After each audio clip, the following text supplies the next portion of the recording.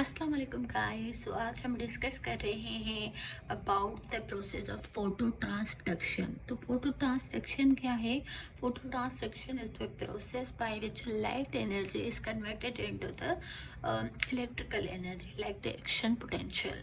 ठीक है, तो वो कैसे कन्वर्ट हो रही होती है? लाइक हमारे रेटिना पे तो पहले लाइट पड़ती है, लेकिन लाइट एनर्जी है, लाइट वेव्स हैं, वो कन्वर्ट कैसे होती है एक्शन पोटेंशियल में, वो इस प्रोसेस के थ्रू आज हम आपको सिखाएंगे कि वो कैसे होती है।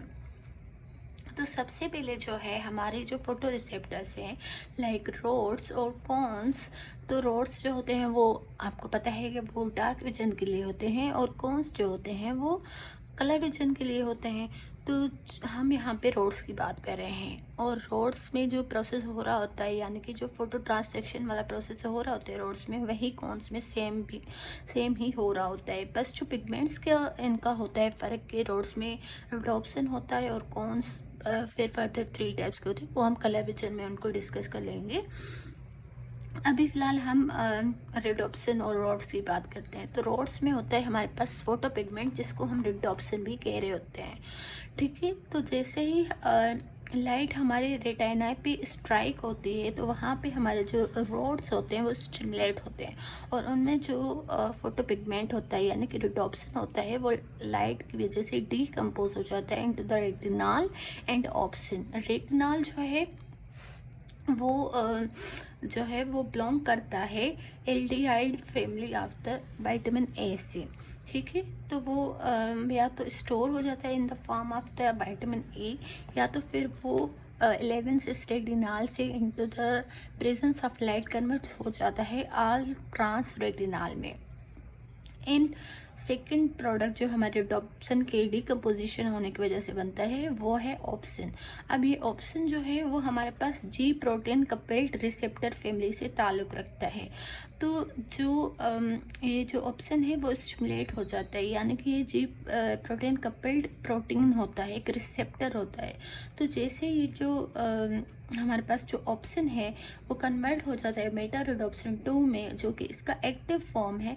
तो ये एक्टिवेशन करवाता है जी प्रोटीन की, जिसको हम ट्रांसड्यूसिन भी कहते हैं। अब ये जो ट्रांसड्यूसिन है या जी प्रोटीन है, ये अब एक एंजाइम की एक्टिवेशन करवाता है, जिसको हम फॉस्फोडाइस्ट्रेज कहते हैं। अब ये जो फॉस्फोडाइस्ट्रेज एंजाइम है, ये कैटालाइज करता है सीजीएमपी को, जो है साइक्लिक गुआनोसिन मोनोफॉस्फेट। अब ये सीजीएमपी को कन्वर्ट कर देता है 5GMP में। तो सीजीएमपी के जो लेवल्स हैं वो डिक्रीज़ होना स्टार्ट हो जाती हैं। जैसे ही सीजीएमपी की लेवल डिक्रीज़ होगी, तो सीजीएमपी सेंसिटिव जो हमारे पास सोडियम चैनल्स होते हैं जो रॉड्स में लगे होते हैं, वो क्लोज होना शुरू हो जाएंगे, क्योंकि सीजीएमपी जब ज़्यादा होते हैं तब ये ओपन होते हैं, यानी कि डार्क में ये ओपन होते हैं। जैसे लाइट पड़ती है और सीजीएमपी जो है वो डिकम्पोज होने लगता है, कैटालाइज होने लगता है by the activation of phosphodiesterase enzyme, तो ये चैनल्स भी क्लोज हो जाते हैं। एंड फिर हमारे पास, क्योंकि sodium channel is positive ion cation, so इसकी एंट्री बंद हो जाएगी इनटू द फोटो रिसेप्टर्स जो हमारे रॉड्स हैं उनमें। तो हाइपर पोलराइजेशन हो जाएगी, या लाइक अंदर जो है वो नेगेटिविटी इंक्रीज हो जाएगी, तो हाइपर पोलराइजेशन हो जाएगी। अब हाइपर पोलराइजेशन हो जाएगी तो क्या होगा हमारे पास कि एक हमारे पास न्यूरोट्रांसमीटर जो होता है ग्लूटामेट, वो रिलीज़ हो रहा होता है रोड से, तो उसकी रिलीज़ कम हो जाएगी, उसकी रिलीज़ डिक्रीज़ हो जाएगी। ठीक है, अब जी ये जो ग्लूटामेट है उसकी रिलीज़ डिक्रीज़ हो जाएगी, तो जो हमारे पास नर्व इम्पल्स जा रहे होते हैं, लाइक जो हमारे फोटो रिसेप्टर से वो कनेक्टेड होते हैं हमारे पास हॉरिजॉन्टल सेल से, और फिर होते हैं हमारे पास बाइपोलर सेल। तो हॉरिजॉन्टल सेल्स जो होते हैं बेसिकली हमारे पास वो होते हैं इनहिबिटरी न्यूरॉन्स। तो ये अगर हमारे पास रोड्स हो गए एंड ये हमारे पास हॉरिजॉन्टल सेल्स हो गए, तो हॉरिजॉन्टल सेल्स पे अब जो है वो हमारे पास ग्लूटामेट की रिलीज़ कम हो चुकी है। सही है, ग्लूटामेट की रिलीज़ कम हो चुकी है, तो अब ये एक्टिवेट नहीं है हॉरिजॉन्टल सेल्स। तो ये जो गाबा रिलीज़ करे वो कम रिलीज़ करें या तो बिल्कुल भी रिलीज़ नहीं करे। अब ये किसके साथ कनेक्टेड होते हैं? ये होते हैं हमारे पास बाइपोलर सेल के साथ कनेक्ट। तो बाइपोलर सेल जो हैं वो अब इनहिबिशन से रिलीज़ हैं, लाइक उनको कोई ये भी इनहिबिट करने वाला नहीं है, यानी कि गाबा जो कि पहले उनको इनहिबिट किए हुए था अब वो है ही नहीं, तो ये इनहिबिट नहीं है और ये अपना ग्लूटामेट रिलीज इंक्रीज़ कर रहे हैं। अब ये जो ग्लूटामेट रिलीज़ कर रहे हैं ये हमारे पास जा रहा है गैंग्लियोनिक सेल्स पे।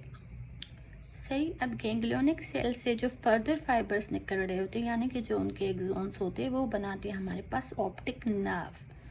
अब इस ग्लूटामेट ने गैंग्लियोनिक सेल्स को क्या कर दिया है? एक्साइट कर दिया है, और गैंग्लियोनिक सेल्स में जो एक्शन पोटेंशियल जनरेट हो रहे हैं, यानी कि जो डिपोलराइजेशन हो रही है और इसके नतीजे में जो एक्शन पोटेंशियल जनरेट हुआ है वो वाया द ऑप्टिक नर्व जाएगा हमारे पास विजुअल कॉर्टेक्स में। ठीक है, वो फर्दर विजुअल पाथवे होता है जो हम दूसरे लेक्चर में डिस्कस करेंगे। तो ये ऑप्टिक नर्व के थ्रू हमारे पास विजुअल कॉर्टेक्स में जाएगा और जो पर्सन होगा वो एबल होगा अब सी करने के लिए, यानी कि वो देख सकेगा अब चीज़ों को, यानी कि ये लाइट की मौजूदगी में हो रहा है और ये बंदा अब देख सकता है। तो ये था आज का हमारा लेक्चर। अगर आपको ये लेक्चर अच्छा लगा है, पसंद आया है, तो please like and subscribe my channel. अल्लाह हाफिज़।